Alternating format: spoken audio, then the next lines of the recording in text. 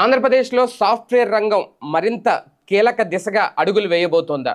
తాజాగా ఇప్పటికే quantum valley అమరావతిలో ఏర్పాటు కానున్న నేపథ్యంలో దానిలో భాగంగానే మనకి కూడా ఆంధ్రప్రదేశ్కి కూడా మైక్రోసాఫ్ట్ రాబోతుంది.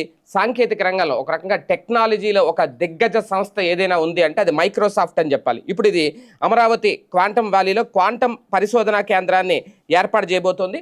దీనికోసం క్వాంటమ్ కంప్యూటర్ రాబోతోంది. ఆ సంస్థ ప్రతినిధులతో అధికారులు సంప్రదింపులో కొలుక్కైతే వచ్చేసాయి. పరిశోధనా కేంద్రం ఏర్పాటుపై కూడా కొద్ది రోజుల్లో ప్రభుత్వంతో అవగాహన ఒప్పందం అంటే ఎంఓయు కుదుర్చుకోబోతున్నారట. దీనిపై సంస్థతో తుది దశ సంప్రదింపులు పూర్తయ్యాక ఇప్పటికే IBM 156 క్యూబిట్ల సామర్థ్యంతో క్వాంటమ్ కంప్యూటర్ ఏర్పాటుకు ప్రభుత్వంతో ఒప్పందం కుదుర్చుకుంది. మరికొన్ని ప్రముఖ సంస్థలు రాష్ట్రానికి క్యూ కట్టబోతున్నాయనేది అధికారులు చెప్తున్నారు. అయితే రెండు వేర్వేరు టెక్నాలజీలట ఇందులో కీలకంగా. ఒకటి, IBM సంస్థ ఒక డెకో సిస్టమ్ క్వాంటమ్ కంప్యూటర్ ఏర్పాటు చేస్తే దీనికి భిన్నమైన క్వాంటమ్ కంప్యూటర్ను మైక్రోసాఫ్ట్ ఏర్పాటు చేయబోతోంది. రెండు సంస్థలు కూడా వేర్వేరు టెక్నాలజీ కంప్యూటర్లను ఏర్పాటు చేస్తుండడంతో ఎన్ని క్యూబిక్ల సామర్థ్యం ఉన్న కంప్యూటర్ను మైక్రోసాఫ్ట్ ఏర్పాటు చేయబోతుంది అనేదే ఇక్కడ కీలకమైన అంశం.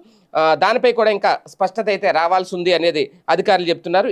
ఏమైనా సూపర్ కండక్టింగ్, అలాగే ట్రాఫ్డ్ అయాన్, ఫోటానిక్, అలాగే టోపోలాజికల్ న్యూట్రల్ ఆటం, మొత్తం ఈ క్వాంటమ్ కంప్యూటర్ల సాంకేతికతలో ఇవన్నీ కూడా టెక్నాలజీ వాళ్ళన్నీ కూడా కొన్ని రకాలన్నమాట. మొత్తానికి త్వరలో ఆంధ్రప్రదేశ్కి మైక్రోసాఫ్ట్ రాబోతోంది.